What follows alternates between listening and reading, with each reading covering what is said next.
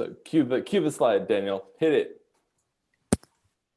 Like the Blue Angels flying into formation. Seeker. Okay, so Julian and I will hold. It's coming. It's coming. Okay. Patience, my friend. Patience. Seeker. I can't do it as well as you. It's not even close. Ladies and gentlemen in the house, welcome to Seeker Live.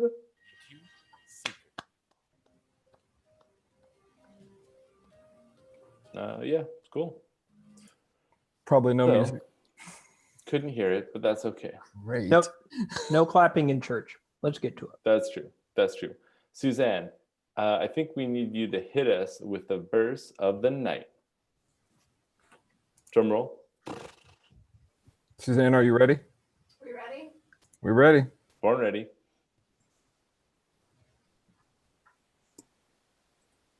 Okay. Oh man, I'm done for the night. Yikes. Woo. So I've been pestering everybody in my world with this verse for the last couple of weeks, and we and so I thought if you guys could look at this through the lens of blessings this evening.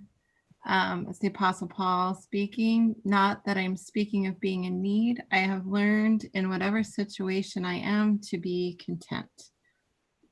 And you guys can take it from there. Cool. Julian wasn't kidding. I like it. I think it's good. It is good. It's just, yeah, it's good. A lot going on there. All right. Oh, man. Especially if we're going to think about this in terms of blessings, right? Because contextually, the blessing is the church is taking care of Paul, right? They're helping him, like, you know, with some kind of assistance. Probably, you know, probably sending him some money, maybe sending him some people to work with him or something. But this verse is weird, though, right? Because not that I am speaking of being in need, for I have learned in whatever situation I am to be content. So where's the need exactly, right? Paul's kind of like leaving us hanging on that. We're just sort of there to guess. But contentment, I'm just kind of rambling right now so that Julian can come in and save me. What? I mean, contentment is a tricky subject in like any sort of context, right? Contentment. Paul says, I have learned in whatever state I am to be content. Well, okay, good for you, Paul.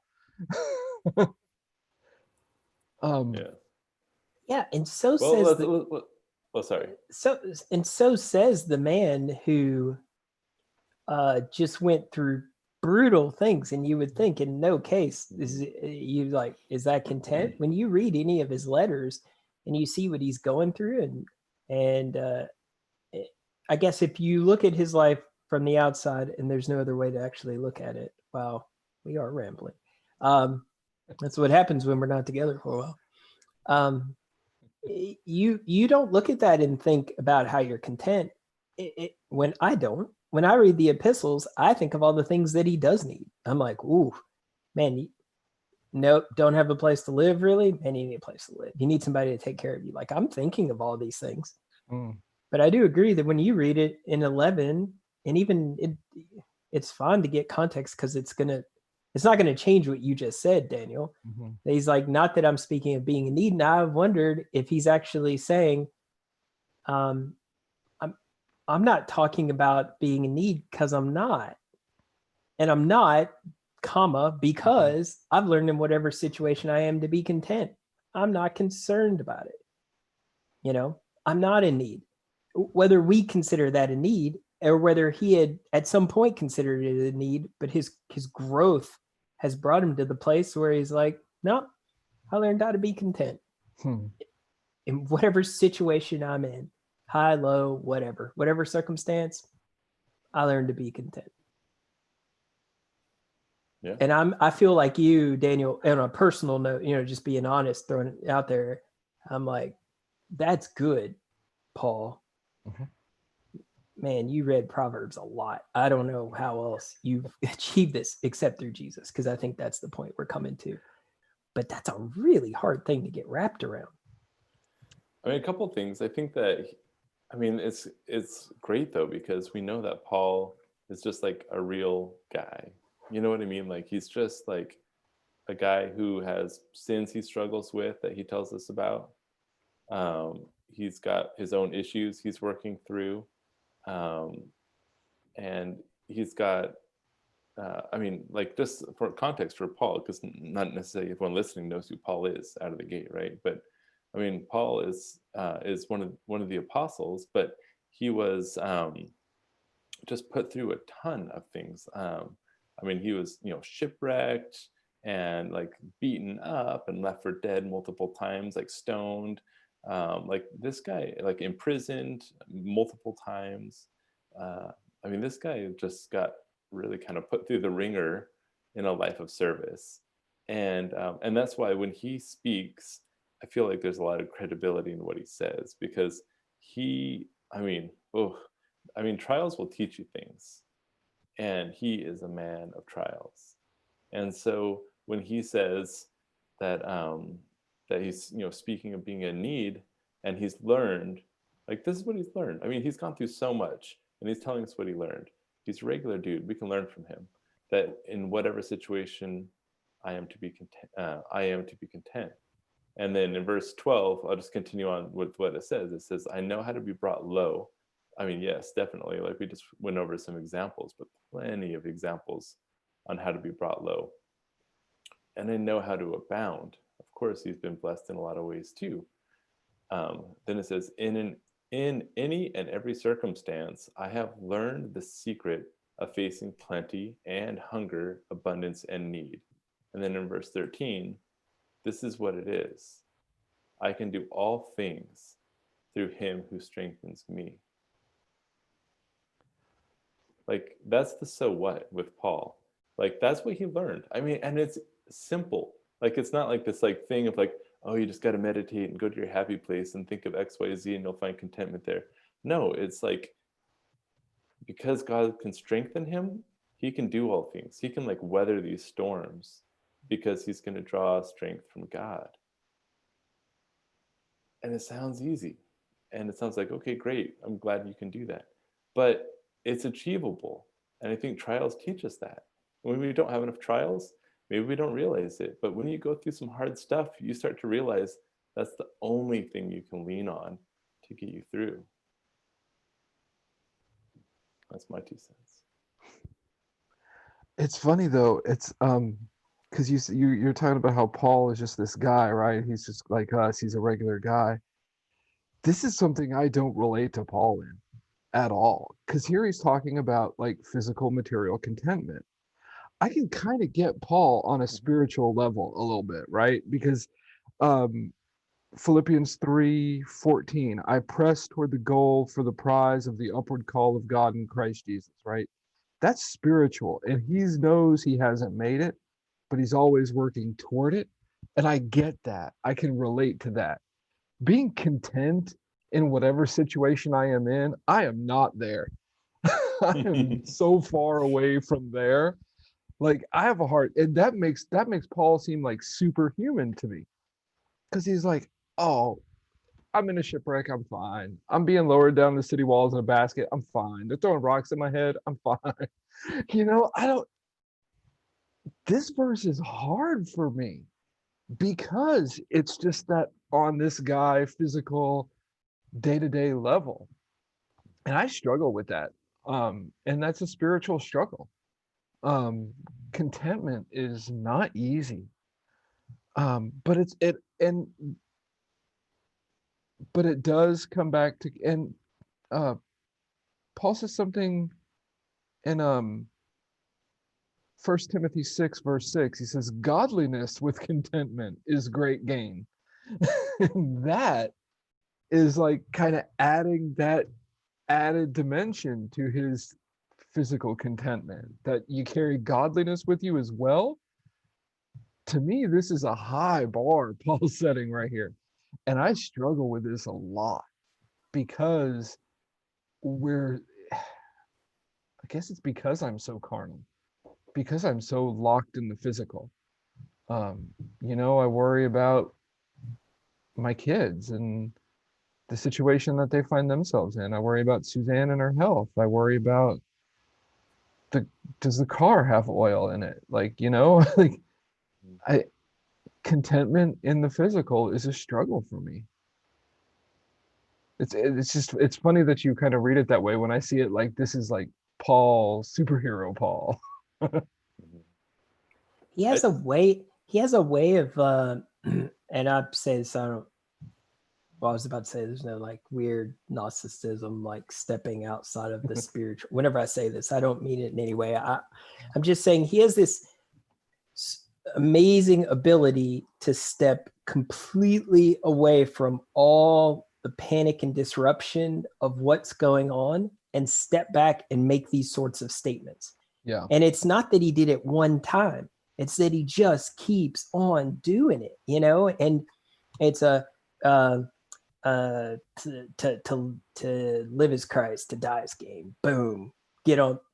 There you go. Do something with that. Can't hurt me. It doesn't matter. Oh, if you want to kill me, great. Get to be with the Lord. When you keep me alive, cool. I'll go convert every prisoner that you ever lock me up next to. Awesome. Yep.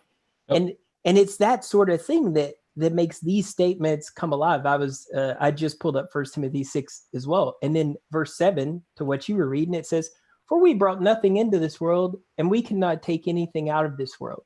But if we have food and clothing, these will be content." That's it. You don't need anything else. "For those who desire to be rich fall into temptation, into a snare, into any senseless and harmful desires that plunge people into ruin and destruction. For the love of money is the root of all kinds of evil." Do you know what I mean? He's like, you know what? You need godliness with contentment. That's where you'll get your gains. All this other stuff, don't worry about it. Don't worry about it at all. And when you back up in Philippians, you back up in Philippians 4. That's a new he's book. Doing the same sort of thing. I heard Suzanne laugh all the way down the hall. He's doing the same sort of thing. "Rejoice always in the Lord. Again, I will say rejoice. Let your reasonableness be known to all men. The Lord is at hand. Do not be anxious about anything, but in everything by prayer and supplication with thanksgiving, let your requests be made known to God." Don't worry about it. Don't worry about anything. For nothing. Yes. And see, I think that's important, right? Nothing. Yeah. Don't worry about anything. Why? Because God's got it under control. You need to pray to him. You need to let him know. And I know we're saying this, it sounds like we're like flippantly like, whatever, Paul. Right. But I feel the same way you two do, where when you see this, you go, this is an elevated level of humility. And that's the crazy part. It's an elevated level of extreme humility that he has submitted himself to the point where he's like, it doesn't matter the situation, because whether I'm here or I'm there, either way, I'm good. Good. And I'm good because God's got it. Like, I hate to be cliche. I know there's a t-shirt that said God's got it, but he really means that. Mm-hmm. Do you think, okay, so going back to your unbelievable comment, Daniel, that you just can't relate to Paul on this level. I'm so disappointed in you. Just joking. I think that, realistically, we're all in that same boat where it's, I don't think that we get it like Paul gets it. He's teaching us through these things, but do you think that it's because we have just way too much stuff to get it? You know what I mean? Like, Paul didn't surround himself with a bunch of stuff to lose, right? Like, Paul's relationship in this world is him and God, and whatever God provides, like, that's what he gets. Like, whether it's lodging wherever he's wandering to here or there on different missions or whatever he's doing, like, I mean, I think he was a tent maker, right? Like, so he had occupation to some extent, right? But other than that, I mean, I don't know that there's a whole lot in there about like him, like having a house, having a wife and kids to worry about, having, like high level jobs that are giving him lots of money. And like, you don't see any of this stuff, right? You see that from his previous life. Like, I think when he was a Jew, he was pretty much more high status and whatnot. But I just don't think that when he's saying these things that he has much. I think so when I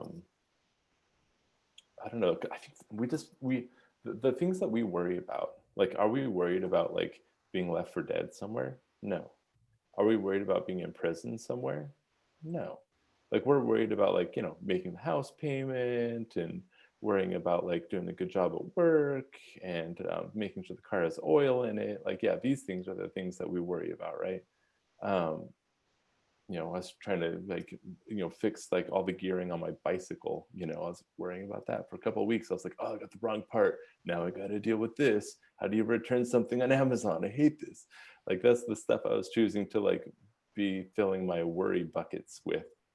But Paul, like, for him, I don't know, like, he's gone through thing after thing, and God has always delivered him and always taken care of him through those things. And like, when you strip all the noise away, all that's left is your relationship with God. And that changes your perspective. And I don't think any of us are there. I think hardly anyone probably in the US is there. That's why it's hard to relate. Yeah. I think, yeah, but that's why the guidance is so universal, right? It's gonna go to our brothers in China. They're gonna totally, they're gonna pick up on something they're struggling with in their life. They're gonna see the way Paul is they're gonna see the way Paul is relying on Jesus to take him to the every next step. And then in whatever situation we're in, that's why it's like, in whatever situation you're in, right? Because I think we should admit, though, to be fair, that everybody's individual worry, while Paul says you should give that away to the Lord, it means something to you in the moment and in the season that you're in, right? Yeah, sure. Worrying about if my kids are going to be able to sign on to virtual classes, this morning and get on there and at work was a concern. But if Peter were looking at this, he'd be like, dude, my kids haven't been to school ever, right? They're out like telling people about Jesus. And you know what I mean? And it wouldn't matter. But this concern is real in the sense that it's able to consume me. And that's why each one of it, like, there is something fair, even though it may seem silly, but there is something fair in the fact that every single person is going to struggle with something reasonably that they feel that they should worry about. And then what you were saying, Jesse, when we talk about the things, I guess, financially that start dragging us down, I think that's why Paul, in the passage that Daniel brought up, even brings that up, because he's like, that's a trap. Yeah. Right? You are content with what you have, and the Lord will make sure that you have what you need. But you can fall into a trap where you start to find other things that you think that you need, and they will cause you more worry than you will be able to handle. Right? That's why you have to detach yourself from those things, because they'll end up owning you. And that's in the world, in the society we live in, it gets a little difficult. Yeah. And if you're not careful with it, I mean, I've heard it before, I think it's a little cliche to say, but you can kind of schedule yourself right out of heaven. Like, you just choose to fill yourself, like your calendar, your time up with like all these things, like, oh, I've got my kid in 2 sports and I got to get him to this practice and then this practice. And then what can I do?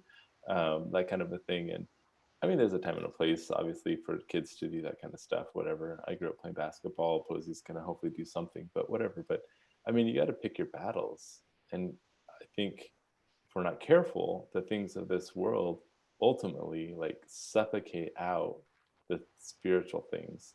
And when that starts to happen, I think that we become blind to all the spiritual blessings that we have, kind of to Suzanne's point about trying to tie this into our blessings. like it just gets lost because like we end up just filling it up with like all these things to worry about that we don't have time to reflect on the good things that God has given us, or it's just harder, I should say, to get to those things because it's easier to get, lose your focus or whatever.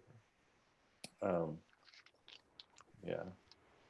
I think it's a really appropriate passage too, because like the common phrase right now is, well, it's 2020, and it's like, I mean, a lot has happened this year. I'm not going to say a lot hasn't happened. We should be saying that right now as we speak, like we can barely breathe because outside it is just like that's right. Somewhere smoke. Like every time I go outside, my eyes hurt. 220. Go inside quick. Forest fire. Yeah. But I think everything that happens, we go, oh, because it's 2020, but I'm pretty certain that there have been people in every year to go, man, this is rough, right? And 682. It's like 682 was some year, right? And remember what Methuselah said about it's a tough one. Get out of here. Why do I keep living? I can't believe we had another meteor strike. Sorry. Somebody should have pulled the cord.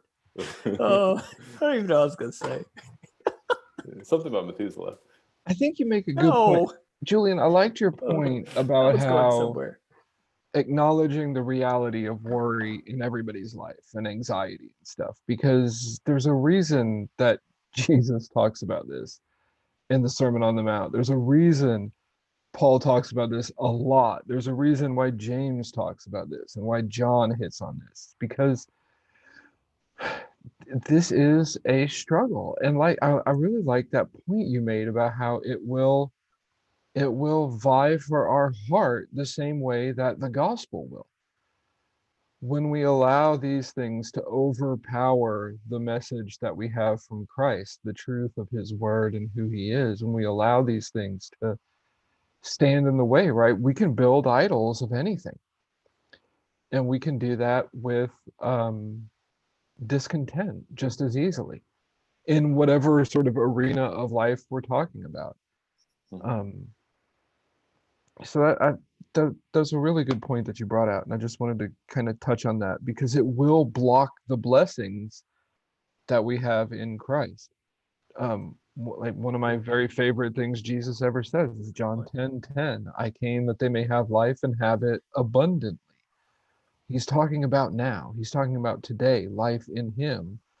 And we'll miss out on the abundance of the life that we have in him when discontent with the world around us strips away that joy. That's a good time. That's a good time with Jesus. And I'm not trying to discount what Jesus said in that's good. Matthew 18:3 about little children, that we need to become like little children to enter the kingdom of heaven. But you can see growing discontentment. I can by watching my kids more than I can through me. And here's what I said, like kids get Legos, they get like, I don't know what's the new, like Ninjago, that's the hot. They get this like Ninjago set, get it out, build it, like boom. And you're thinking this thing's really cool. This should bring long-lasting joy. This brings happiness for about 4 days. And then they tear it down and build like a truck. And I'm like, what just happened? And then 4 days after that, back to Amazon. It's like, man, I gotta find some Legos, right? And it's interesting because it almost feels like the younger they are and the less they kind of have, the kids are little bitty and they're like dealing with like a squeaky toy. Man, that squeaky toy is real and it's awesome, and like a stuffy. And these two things are awesome. But it's like the more you give them to put in their little hands, the more none of these things actually hold their attention or brings them joy, like, because none of it does, right?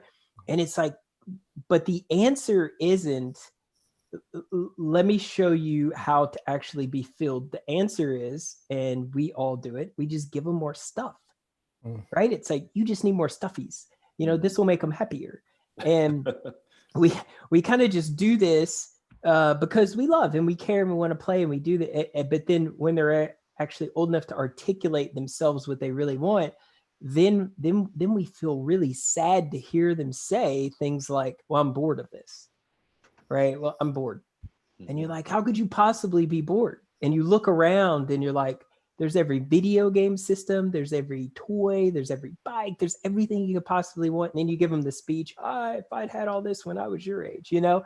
And you can see discontentment growing in the lives of the kids. And you're like, oh yeah, but you know, somebody taught them that.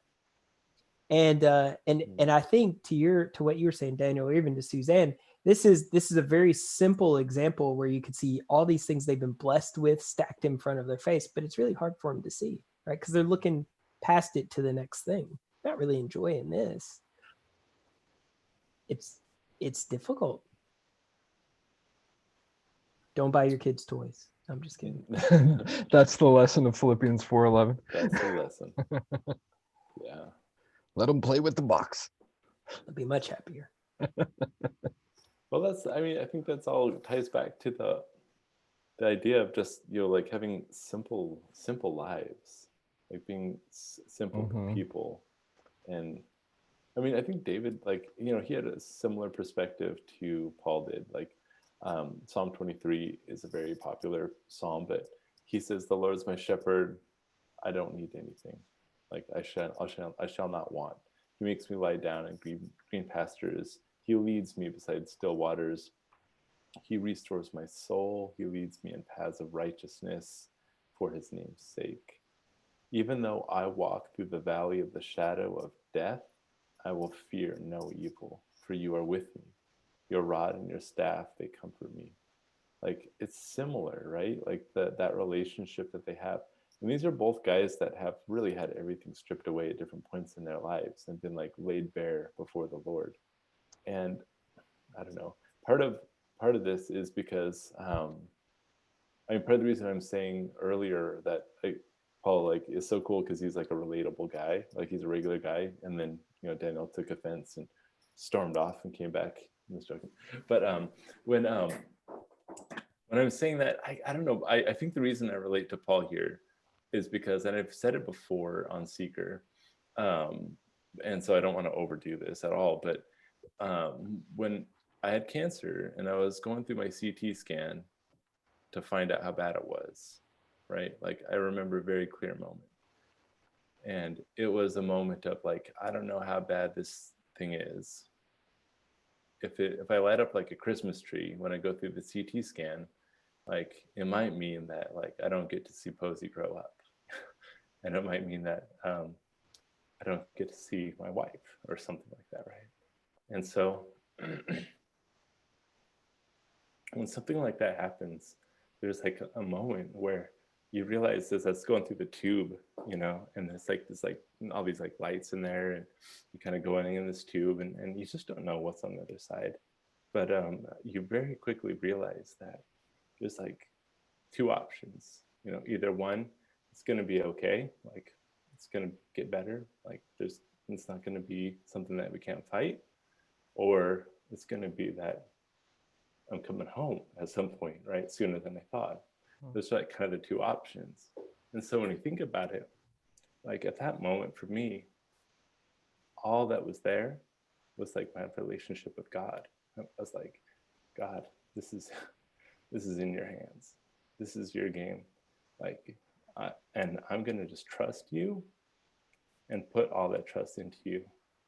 And then I started, like, in my head, I have this like song going. It's like a hymn, and it was just singing that song.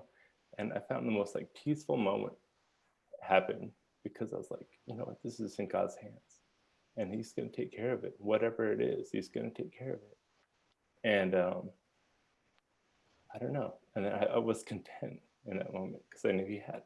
So anyways, that's where I feel like Paul's been there, you know, like so many times. Like me, like I went through this one thing. We have a lot of medical technology. Maybe I didn't have to be as scared as I was, whatever. But I mean, Paul, like, if you're shipwrecked in the ocean, like, you probably don't think you're going to live, right? if like all these things, if you're stoned, like, I don't know how many people live a stoning. Like, I don't even know how that works. But like, Paul looked into death multiple times, and he was on the edge multiple times. And every time, like, it was just him and God. And he's like, you know what, God, it's your call. How's this going to work? And that's why when he says, like, whatever situation like he's in, period, he can do all things through him who strengthens me, because there's no one else. There's no one else. And then everything else outside of that is a blessing.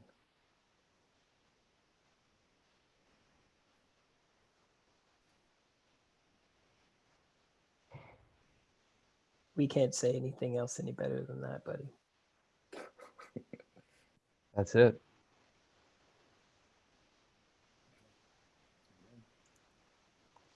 Thanks everybody for joining us tonight on Seeker. We hope you have a blessed day. Let us know what you think. Talk to us on the comments. Send us an email. Thank you for watching. Amen. Peace.